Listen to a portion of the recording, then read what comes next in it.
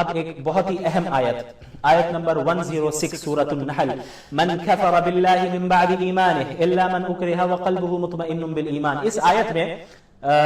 جو بتایا گیا ہے، سب سے پہلے تو یہ آیت ان صحابہ کرام کے متعلق نازل ہوئی ہے جن پر مکہ المکرمہ میں بہت زیادہ ظلم و زیادتی ہو رہی تھی، خصوصاً حضرت عمار رضی اللہ عنہ اور ان کے والدین حضرت یاسر اور حضرت سمیہ رضی اللہ عنہما، ان پر کفار مستقل طور پر ظلم کر رہے تھے، مسلسل ظلم کرتے جا رہے تھے اور انہیں باندھ کر انہیں مار رہے تھے، پیٹ رہے تھے، اور ان سے یہ کہہ رہے تھے کہ بھئی تم اپنی زبان سے کفر کے کلمات ادا کر دو، ہم تمہیں چھوڑ دیں گے، ایمان سے پھر جاؤ، یا اپنی زبان سے جو ہے کم از کم کفر کے الفاظ کہہ دو، ہمارے بتوں کے نام لے لو اور تم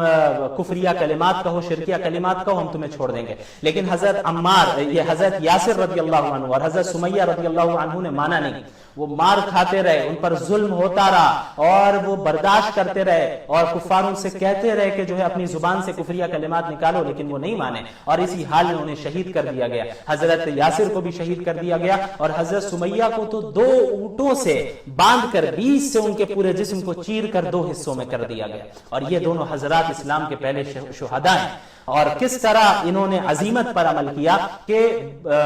کفریہ کلمات کو کہنے سے انہوں نے اجتناب کیا اور مرنے کو ترجیح دی، موت کو ترجیح دی، لیکن اپنی زبان سے کفریہ کلمات کو نکالنے کو پسند نہیں کیا انہوں نے نکالنا۔ بہرحال لیکن جو ان کے بیٹے تھے حضرت عمار رضی اللہ عنہ، تو ان کو بھی باندھ کر رکھا گیا، ان پر بھی ظلم و زیادتی ہو رہی، اور ان سے بھی کہا جا رہا ہے کہ آپ کفریہ کلمات اپنی زبان سے کہہ دیں تو ہم چھوڑ دیں گے۔ تو یہ رخصت پر عمل کرتے ہیں وہ اس طریقے سے کہ ان کے سامنے، کفار کے سامنے انہوں نے کفریہ کلمات ظاہری طور پہ کہہ دیے، یعنی دل سے تو وہ کافر نہیں ہوئے، دل سے تو ایمان پر ہی ان کا دل مطمئن تھا، دل سے مومن تھے، لیکن اپنی جان بچانے کے لیے، چونکہ ان کی جان لی جا رہی تھی اور والدین کو ان کے سامنے قتل کر دیا گیا، اب ان کی باری تھی، تو اپنی جان بچانے کے لیے انہوں نے اپنی زبان سے کفریہ کلمات کہہ دیے، تو انہیں چھوڑ دیا گیا۔ تو اللہ رب العالمین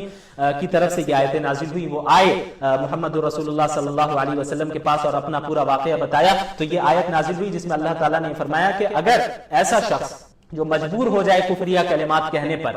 اور وہ دل سے مومن ہو، لیکن اپنی جان بچانے کے لیے وہ اگر اپنی زبان سے کفریہ کلمات کہہ دے، تو اللہ تعالیٰ ایسے شخص کی پکڑ نہیں کرے گا، اللہ معاف کر دے گا، اس کی اجازت دی، یہ رخصت ہے۔ لیکن عظیمت اور بہتر کیا ہے کہ ایسے موقع پر بھی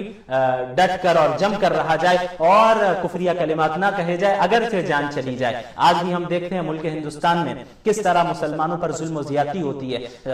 کئی سارے لوگ آ جاتے ہیں، ایک شخص کو، ایک مسلمان کو گھیر لیا اس نے، اور کہتے ہیں کہ کہو جے شری رام، نہیں کہو گے تو تمہیں ماریں گے، تمہیں قتل کر دیں گے، اور کئی ویڈیوز بھی وائرل ہوتی ہیں جن میں یہ دیکھا جاتا ہے کہ داڑھی رکھے ہوئے لوگ ہیں، دیندار لوگ ہیں، لیکن وہ ڈر سے وہ کفریہ کلمات کہہ دے رہے ہیں، تو ان پر طعن و تشنیع نہیں کرنی چاہیے، انہیں برا بھلا نہیں کہنا چاہیے، کیونکہ اللہ تعالیٰ نے اس کی اجازت دی ہے، رخصت دی ہے کہ بھئی اگر حالات ایسے ہو جہاں پر آپ کو اپنی جان کا خطرہ ہو اور زبردستی آپ سے کفریہ کلمات کہلوائے جا رہے ہوں، اور دل سے اگر آپ پکے ایمان والے ہیں اور اپنی جان بچانے کے لیے اگر صرف آپ نے اپنی زبان سے یہ کفریہ کلمات کہہ دیا آپ نے، تو پھر ایسا نہیں ہوگا کہ آپ کافر ہو گئے، اللہ معاف کرے گا۔ ہاں، یہ رخصت ہے، لیکن عظیمت کیا ہے، بہتر کیا ہے؟ عظیمت اور بہتر یہی ہے کہ ایسے موقع پر آپ اپنی جان قربان کر دیں، لیکن اللہ کے سوا کسی اور کا نام نہ لیں۔ لیکن بہرحال جو رخصت پر عمل کریں گے، ان پر بھی ہمیں ان پر طعن و تشنیع کرنے کی، انہیں برا بھلا کہنے کی ہمیں اجازت نہیں ہے۔ تو مسلمانوں کو گھبرانا بھی نہیں ہے، ہمارے حالات خراب ہوتے جا رہے ہیں ملک کے، ہم سب جانتے ہیں کس طرح آئے دن ہم دیکھتے ہیں کہ لوگ نعرے لگا رہے ہیں، مسلمانوں کے علاقوں سے گزر رہے ہیں، مسلمانوں کی مسجدوں کے سامنے سے گزر رہے ہیں، انہیں دھمکیاں دے رہے ہیں، انہیں ان کے قتل عام کا اعلان بسا اوقات کیا جا رہا ہے۔ تو مسلمانوں کو گھبرانے کی ضرورت نہیں ہے، آپ دیکھ رہے ہیں ویڈیوز دن بھر آتی رہتی ہیں آپ کے پاس الگ الگ علاقے سے کہ کس طرح مسلمانوں پر ظلم و زیادتی ہو رہی ہے، کس طرح نعرے لگائے جا رہے ہیں، مسجدوں کے اوپر جو ہے جھنڈے لگائے جا رہے ہیں۔ تو گھبرانے کی بات نہیں ہے، اس آیت کو اپنے ذہن میں رکھیے، ہمیشہ یاد رکھیے، اللہ تعالیٰ نے فرمایا کہ وَلَا تَحْسَبَنَّ اللَّهَ غَافِلًا عَمَّا يَعْمَلُ الظَّالِمُونَ إِنَّمَا يُؤَخِّرُهُمْ لِيَوْمٍ تَشْخَصُ فِيهِ الْأَبْصَارُ، کہ اللہ تعالیٰ کو آپ یہ ظالم جو کچھ ظلم کر رہے ہیں، آپ ہرگز یہ نہ سمجھے کہ اللہ تعالیٰ ان کے ظلم سے غافل ہے، اللہ تعالیٰ کو معلوم نہیں ہے کہ یہ کیا کر رہے ہیں، اللہ تعالیٰ بے خبر ہے، ایسا نہیں ہے، بلکہ اللہ تعالیٰ ان ظالموں کو ایک مہلت دے رہا ہے کب تک مہلت دے رہا ہے؟ لیوم تشخص فیہ الابصار، اس دن تک مہلت دے رہا ہے جس دن ان کی آنکھیں پھٹی کی پھٹی رہ جائیں گی اللہ کے عذاب کو دیکھ کر، قیامت کی ہولناکی کو دیکھ کر، جب انہیں پتہ چل جائے گا کہ ہائے افسوس کہ ہم کفار رہے، ہم نے مسلمانوں کے ساتھ زیادتی کی، ہم مسلمان نہیں ہوئے، ہم اللہ کا انکار کرتے رہے، رسول اللہ کا انکار کرتے رہے، قرآن کا انکار کرتے رہے، اسلام کا انکار کرتے رہے، اب عذاب میرے سامنے ہے، عذاب میں اب مجھے ڈالا جائے گا، اس وقت ان کی آنکھیں پھٹی کی پھٹی رہ جائیں گی۔ تو اللہ اس دنیا میں مہلت دیتا ہے، اللہ ایسے ظالم کو مہلت دیتا ہے، پھر اچانک ان کی پکڑ کرتا ہے۔ تو مسلمانوں کو مایوس ہونے کی ضرورت نہیں ہے کہ آپ پر ظلم ہو رہا ہے، اللہ کچھ مدد نہیں کر رہا ہے، اللہ دیکھ رہا ہے اور اللہ کی مدد ضرور نازل ہوگی، اللہ کی مدد ضرور آئے گی، لیکن شرط یہ ہے کہ آپ سچے پکے مومن بن جائیے۔ یا ایھا الذین آمنوا اصبروا وصابروا ورابطوا واتقوا اللہ لعلکم تفلحون، اے ایمان والو صبر سے کام لو، اے ایمان والو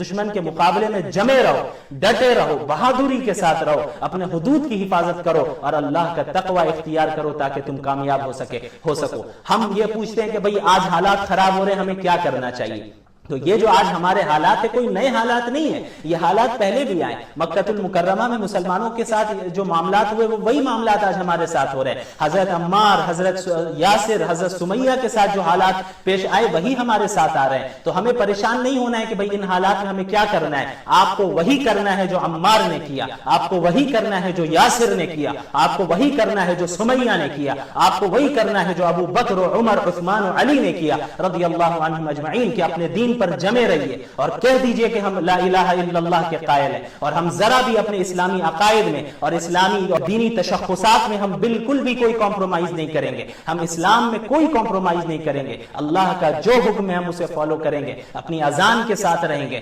اپنے حجاب کے ساتھ رہیں گے، اپنی نمازوں کے ساتھ رہیں گے، اپنے روزوں کے ساتھ رہیں گے، اپنے دینی تمام احکامات کے ساتھ رہیں گے، ہم نکاح کریں گے تو اسلام کے مطابق کریں گے، خدا نخواستہ اگر طلاق ہوگی تو اسلام کے مطابق ہوگی، ہمارے یہاں شادیاں ہوں گی تو اسلام کے مطابق ہوں گی، ہمارے یہاں کو تجارت کی جائے گی تو اسلام کے مطابق کی جائے گی، ہم کہیں جاب کریں گے تو اسلام کے مطابق کریں گے، ہم کہیں تعلیم حاصل کریں گے تو اسلام کے مطابق کریں گے۔ اس بات پر عمل کرنا ہوگا اور اس طرح جمنا ہوگا، باطل کے سامنے ڈٹ کر کھڑے رہنا ہوگا، اس طرح صبر سے کام لینا ہوگا جس طرح حضرت سمیہ نے لیا کہ انہیں چیر کر ختم کر دیا گیا، ان کے جسم کو 2 حصوں میں تقسیم کر دیا گیا، لیکن پھر بھی انہوں نے اپنی زبان سے کلمہ کفر ادا نہیں کیا۔ صحابہ کرام پر، حضرت بلال پر کس طرح ظلم و زیادتی کی گئی، تو آپ کو بھی جمنا ہے اور اللہ کی مدد یقیناً آئے گی۔ اللہ تعالیٰ مسلمانوں کو آزمائش سے گزارتا ہے، لیکن جو مسلمان اس آزمائش میں جمے رہتے ہیں، اللہ ثابت قدم رہتے دین پر، پھر یہ آزمائشیں ختم ہوتی چلی جاتی ہیں اور پھر ترقی حاصل ہوتی ہیں۔ اب آپ دیکھیں صحابہ کرام کون تھے؟ صحابہ کرام نے قیصر و کسریٰ کے تخت کو پلٹ کر رکھ دیا، دنیا کی جو 2 سپر پاورز تھی ان کے تخت کو پلٹ کر رکھ دیا اور اسلامی حکومت 3 کانٹیننٹس میں پھیل گئی۔ یہ کب ہوا؟ یہ کیوں ہوا؟ یہ اس صبر کا نتیجہ تھا، اس صبر کا نتیجہ تھا، اس مجاہدے کا نتیجہ تھا جو صحابہ کرام نے دیا، حضرت سمیہ نے دیا، حضرت بلال نے دیا، حضرت عمار نے دیا، حضرت یاسر نے دیا، دیگر صحابہ کرام نے مکہ المکرمہ میں جو صبر کیا اس کا نتیجہ یہ ہوا کہ 3 کانٹیننٹس میں اسلامی حکومت کو اللہ نے پھیلایا، ورلڈ کے سپر پاورز کو اللہ نے اسلام کے ذریعے ختم کر کے دکھایا۔ تو اگر ہم صبر کریں گے تو اچھے دن ہمارے لیے آئیں گے، اللہ کی طرف سے ہماری مدد آئے گی، لیکن شرط یہ ہے کہ صبر کے ساتھ ساتھ ہم ایمان پر قائم رہے، اللہ کے احکامات پر عمل کرنے والے رہے، کہ وَأَنْتُمُ الْأَعْلَوْنَ إِن كُنتُم مُؤْمِنِينَ، کہ اگر تم سچے پکے مومن ہوگے تو تم ہی سر بلند رہو گے، تم ہی ہر جگہ غالب رہو گے۔ تو سچے پکے مومن کا مطلب ہی یہ ہے کہ ہمارے عقائد بھی درست ہوں اور ہمارے اعمال بھی درست ہوں، اللہ کے دین کے مطابق ہمارے اعمال ہونے چاہیے، تو اللہ رب العالمین کی مدد ہر وقت ہمارے ساتھ رہے گی۔ اور یہ جو وقتی پریشانیاں ہیں، وقتی طور پر آپ دیکھ رہے ہیں مسلمانوں پر ظلم ہو رہا ہے، یہ ظالم یوں ختم ہو جائیں گے، ان کا نام و نشان صفحہ ہستی سے مٹ جائے گا، ان کو پوچھنے والا کوئی نہیں رہے گا، اس دنیا میں بھی یہ ذلیل و رسوا ہوں گے اور قیامت میں بھی سخت ترین عذاب میں انہیں مبتلا کیا جائے گا۔ یہ کوئی آرگنائزیشن، کوئی تحریک، کوئی حکومت آپ کو نقصان نہیں پہنچا سکتی اگر آپ اللہ کے دین پر قائم ہیں۔ کوئی طاقت، کوئی فوج، کوئی حکومت، کوئی سبب اور جتنے اسباب ہے کچھ آپ کو نقصان کوئی نہیں پہنچا سکتا ان اسباب کے ذریعے، ان چیزوں کے ذریعے، اگر آپ کے ساتھ اللہ کی مدد ہے۔ اس لیے اگر آپ کے ساتھ اللہ کی مدد رہی تو پوری دنیا مل کر آپ کو نقصان نہیں پہنچا سکتی، اور اگر اللہ کی مدد آپ کے ساتھ نہیں ہے تو پوری دنیا مل کر بھی آپ کو کوئی فائدہ نہیں پہنچا سکتی۔ اس لیے ضرورت اس بات کی ہے کہ ہم اللہ کو راضی کرنے کی کوشش کریں۔